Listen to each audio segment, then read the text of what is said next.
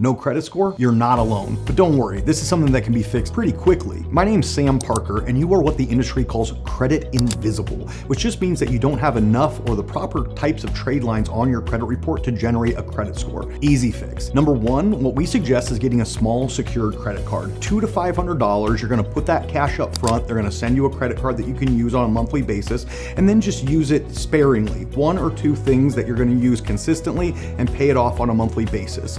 Then we want you to get at least another account open. This can be another credit building card, it could be an installment loan, because FICO a lot of times won't generate a credit score based on only one trade line. So we want to get multiple on there so that you can build a complete credit profile.